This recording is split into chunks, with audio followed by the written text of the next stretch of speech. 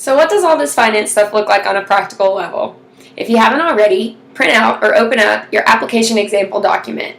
Together, we'll work through these scenarios and fill them into a blank spreadsheet so that you can see exactly what it is that you're supposed to be doing. Before entering into each new country, you should receive a message on Basecamp from Adventure staff that includes all of your squad's budget tool spreadsheets for the coming month. Follow the link to Basecamp and download your team's spreadsheet by clicking on the file. Remember to make sure and download the one designated for your team, because each file is tailored for your ministry and location for the month. Once you've downloaded the file, open it up and save it to your computer. Next, check to make sure that the correct number of team members are at the top of the sheet. The next thing that we'll want to do is to scroll over to the right and check our budget for the month. That way, we know how much we have to spend in each category and our overall budget before we get started, and we can plan our withdrawals and our expenses accordingly. So this month, this spreadsheet says that we have 6,530 ringgit or $2,169 to spend. Now that we've looked over our budget and we have the correct number of team members, we can begin entering information. You plan on entering the country on May 8th of 2013. And right now, you plan on leaving the country on the 31st. So this is what you will enter in to these cells. You finally made your way to Malaysia, and when you arrive, you have some leftover money from Cambodia to exchange. So you go to an exchange counter and receive 79.85 in Malaysian ringgit. This is what you will enter into your F7 cell, 79.85. First, your logistics leader has communicated to you that Adventures has wired the money for lodging at your ministry site for the month. You do not need to write a receipt. On your spreadsheet, however, you will put the date, May 8th, 2013, followed by a description, 24 days lodging, an expense type, this will be a field expense, and then expense category, this is considered lodging. Because this is a wire, and it was not a cash transaction, in the credit card expense, you will put the amount, 2,022.72 Malaysian ringgit, the amount for lodging in local currency.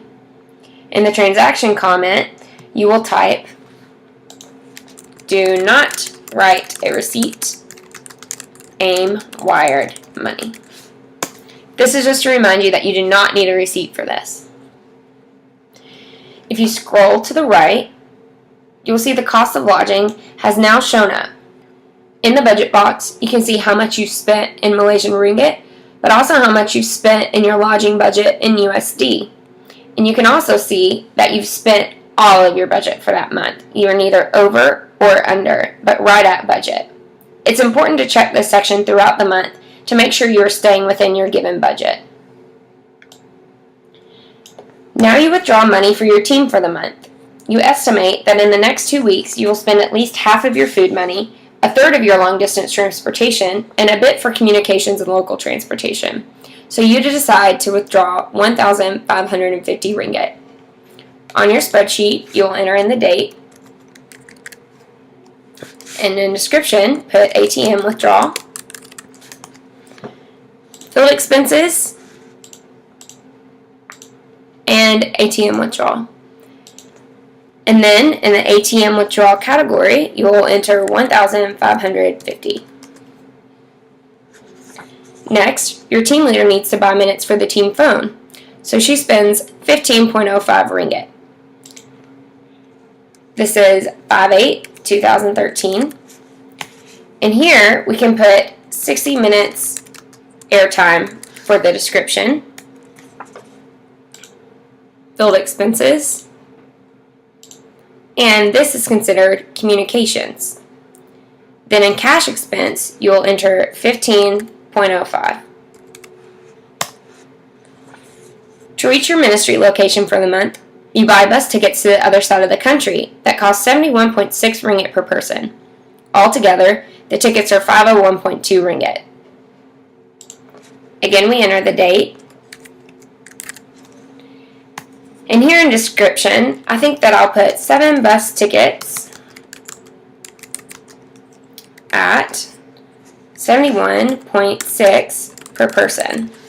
That way I know exactly what I spent. I'll select field expenses, and this time long distance transportation, because it's what it's costing for us to get from the airport to our ministry site for the month. It's travel in between countries. And then in cash expense, I'll put 501.2. Before leaving the airport, you grab lunch for your team at Crispy Fried Chicken, a small restaurant. They accept Visa, so you swipe your card for 28.1 ringgit.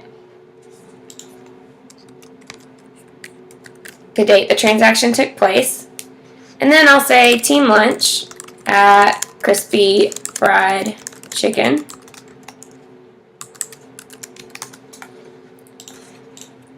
Field expenses, and this of course was food. And because no cash was used and I used my credit card, in the credit card expense column, I'll enter 28.1. The next day, when you finally reach your ministry contact, your team is starving, and your contact is kind enough to explain how to walk to the grocery store. You all decide to go ahead and buy groceries for the next 2 weeks. At the checkout, you pay 772.5 ringgit for 2 weeks of groceries. It's the next day, so we'll enter 5/9/2013. And in the description, I'm going to put 2 weeks of team groceries. This is a field expense. And of course, this is food once more. And then in the cash expense category, since I paid cash, I'll enter 772.5. Now that you are loaded down with groceries, you decide to grab a tuk-tuk back to the ministry site. You pay just 3.01 ringgit. We'll enter the date. And in the description, tuk-tuk back to ministry site. This is a field expense. And it's local transportation because you're just traveling in between places already at your ministry site location area. And then in cash expense, 3.01. Because travel days are always hectic, you actually didn't get to enter any of this information into your spreadsheet until May 9th. Instead, all of this information was written onto the receipts that you had collected. You just entered it into your spreadsheet based on your receipts and realized that you missed an expense on the 8th. You bought team water at the airport for 11 ringgit. Instead of adding a new row on the spreadsheet, you add it to the next line of the ledger. Because again, we don't add or delete any rows on our spreadsheet. Team water at the airport. Field expenses. And water is considered a food expense. Under cash, we'll put 11 ringgit. It's the end of the day, and you're counting cash on hand to enter into the actual cash on hand cell at the bottom of your spreadsheet. It shows that you should have 327.09 ringgit, but when you count, you only have 321, so you'll enter that amount into the actual cash on hand. You're short 6.09 ringgit, but to get a better idea of how much this actually is, you can scroll back up to the top and over to the right and see in your budget box that you're short actually only 2 USD. So not bad. You check to see where you're at with your budget so that you know how much you have to spend in each category for the rest of the month. You see that overall, you still have 3,176 ringgit to spend, or 1,055 USD. You spent a little over half of your budget, but still have plenty of room for future expenses. Good job. This is just a short example of what kind of financial transactions might be recorded each month, and how you can go about entering them into your spreadsheet. It's important to update your spreadsheet at the end of each day so that you don't miss expenses or fall behind. Twice a month, you will receive a Basecamp message from Adventure staff asking you to upload your updated spreadsheet onto Basecamp. Follow the link, and on your squad's message thread, you will see at the bottom where you can leave a comment and attach files to this comment. Clicking that link will allow you to select your budget tool to upload, and then click Add this comment.